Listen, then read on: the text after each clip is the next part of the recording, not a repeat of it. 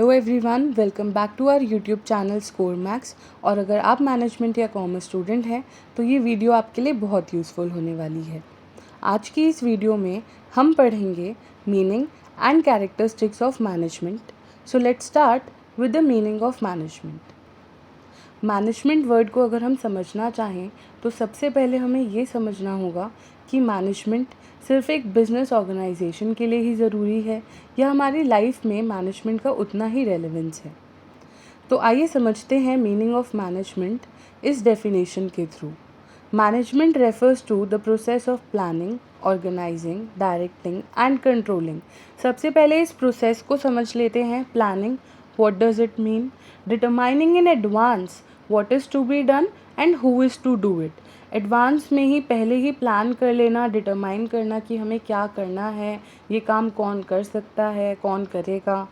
Setting goals in advance, जो भी हमारा ऑब्जेक्टिव होगा हम उसे पहले से सेट करके रखेंगे। Developing a way of achieving them efficiently and effectively, हम एक ऐसा वे प्लान करेंगे जिससे कि हम अपने ऑब्जेक्टिव को अचीव कर पाएँ timely and with minimum cost. Then organizing. Then what we will do? We will assign duties, we will group our tasks which we have planned. We will establish authority. जो भी काम है, जो भी task है, उसके लिए अथॉरिटी किसको मिलनी चाहिए। Then allocating resources.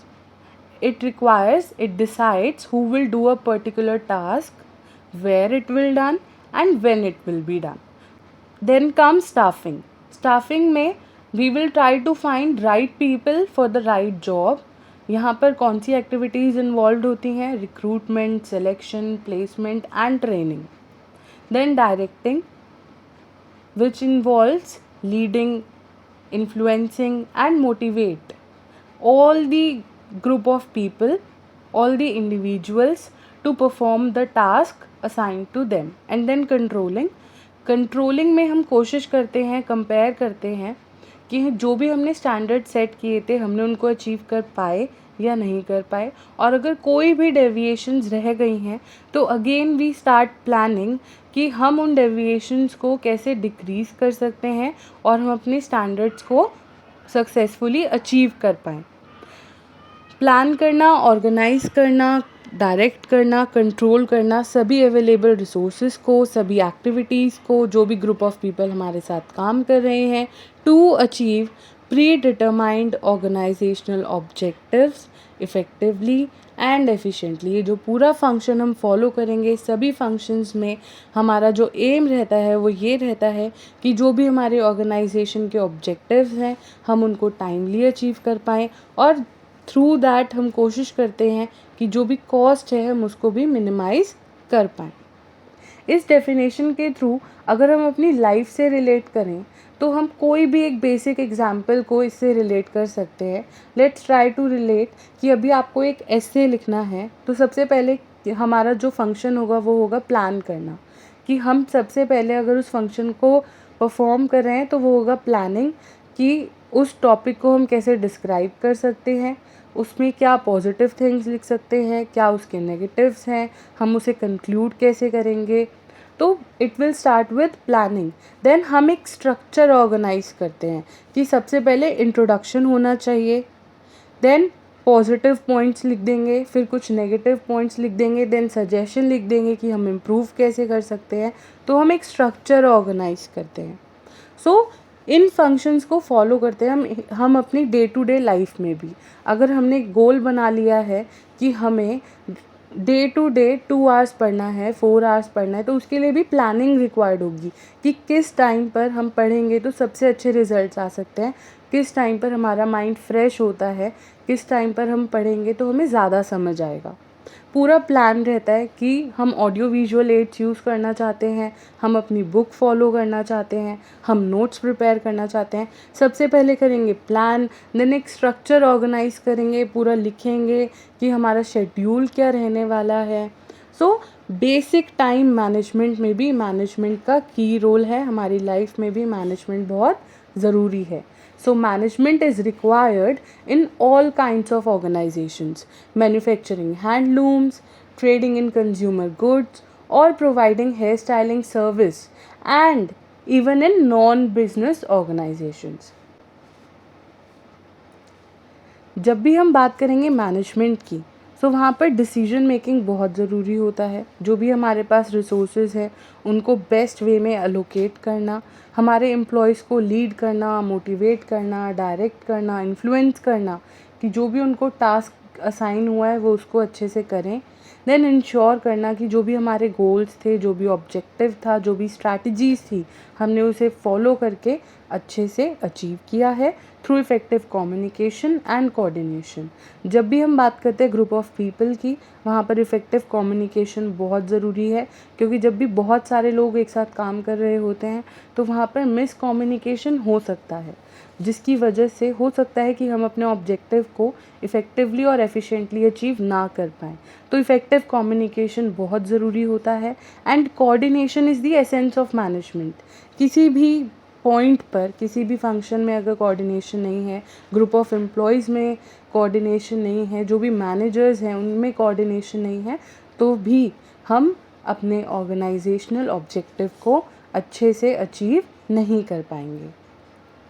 देन जो भी ये फंक्शंस रहते हैं मैनेजमेंट के, हम इसमें इंश्योर करते हैं कि हम अपने कॉस्ट को और रिस्क को मिनिमाइज़ कर पाएँ, अपनी प्रोडक्टिविटी को मैक्सिमाइज़ कर पाएँ, प्रॉफिटेबिलिटी को मैक्सिमाइज़ कर पाएँ और हमेशा हम अपने कॉम्पिटिटर्स से बेटर परफॉर्म करें. Then we'll start with the first definition, which is given by F.W. Taylor. And F.W. Taylor is known as father of scientific management. So management is an art of knowing what you want to do and then seeing that it is done in the best and cheapest way. Management is an art of knowing. सबसे पहले तो ये जानना होगा कि हमारे goals क्या हैं, हमारे ऑब्जेक्टिव्स क्या हैं. देन देखना होगा कि हम उनको कैसे अचीव कर सकते हैं in the best and cheapest way. Then the next definition is given by Henry Fayol, and Henry Fayol is known as father of modern management. According to Henry Fayol, to manage is to forecast, to plan, to organize, to command, to coordinate and to control. So ये एक पूरा process है जो कि Henry Fayol ने हमें समझाया है. And this process is given in the book General and Industrial Management which is written by Henri Fayol. So ये पूरा प्रोसेस है प्लान करना, ऑर्गेनाइज करना, कमांड करना, coordination, then control. Now we'll try to understand the characteristics of management. Management is a process. अभी हमने वो पूरा प्रोसेस भी पढ़ा जो कि हेनरी फेयोल ने डिस्क्राइब किया है, और अभी हमने वो स्टार्टिंग में ही जो हमने डेफिनेशन पढ़ी थी जहाँ पे planning, organising, staffing, directing, controlling, ये पूरे प्रोसेस को हमने समझा था. सो मैनेजमेंट सिर्फ कोई एक पर्टिकुलर फंक्शन नहीं है, मैनेजमेंट एक पूरा प्रोसेस है. Then management is a system of authority. जब भी हम एक सिस्टम ऑफ अथॉरिटी की बात करेंगे तो वहाँ पर कुछ लेवल्स आ जाते हैं. Top level management, middle level management, और वी कैन से सुपरवाइजरी और operational level management. Top level management में हम इंक्लूड करेंगे बोर्ड ऑफ डायरेक्टर्स को और जो चीफ एग्जीक्यूटिव ऑफिसर होते हैं, CEO. Then middle level management में वो सभी मैनेजर्स आ जाते हैं, चाहे वो प्रोडक्शन मैनेजर हो, सेल्स मैनेजर हो, और फाइनेंस मैनेजर हो, या HR मैनेजर हो. सो ये सभी मिडल लेवल मैनेजमेंट में इंक्लूड होते हैं. Then we'll talk about operational level management, जहाँ पर सभी वर्कर्स, सारे सुपरवाइजर्स, ऑफिस सुपरिटेंडेंट, इन सबको हम इंक्लूड करते हैं. So management is a system of authority. हम एक पूरा ऑर्गेनाइजेशनल स्ट्रक्चर प्रिपेयर करते हैं जहाँ पर जिनकी जो भी अथॉरिटी है, जो भी रिस्पॉन्सिबिलिटी है, हम उनको डिफाइन करते हैं.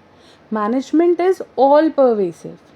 All the activities involved in managing an enterprise are common to all organizations, whether economic, social or political.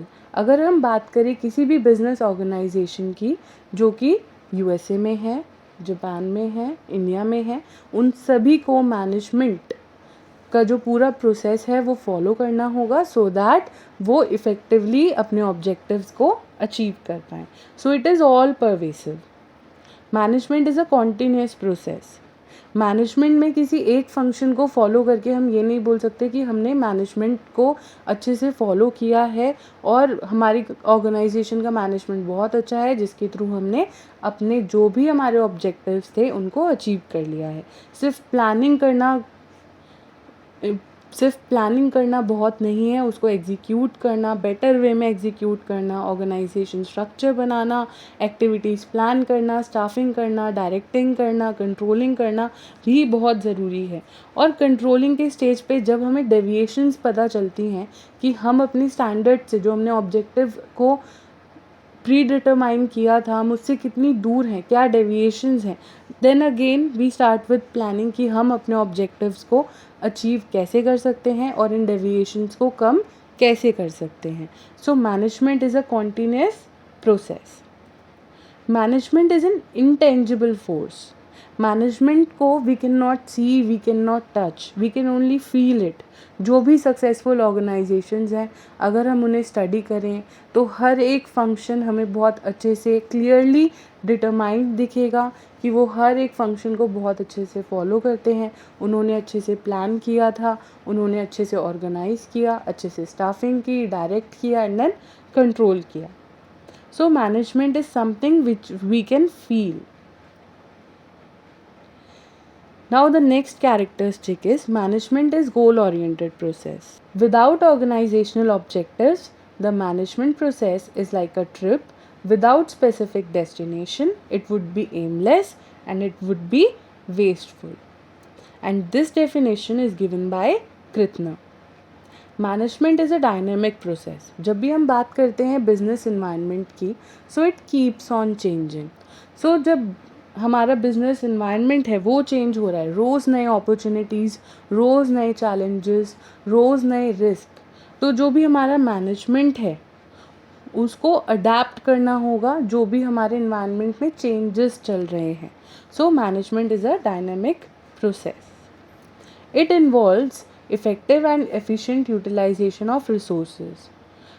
जब भी हम इफ़ेक्टिव एंड एफिशिएंट की बात करते हैं तो बहुत ज़रूरी हो जाता है कि जो भी हमारे पास अवेलेबल रिसोर्सेज हैं हम उसको टाइमली और विद मिनिमम कॉस्ट यूज़ कर पाएँ, यूटिलाइज कर पाएँ, सो दैट जब भी हम अपने ऑब्जेक्टिव को अचीव करेंगे तो वो टाइमली हम अचीव करेंगे और कॉस्ट भी हम मिनिमाइज़ कर पाएंगे।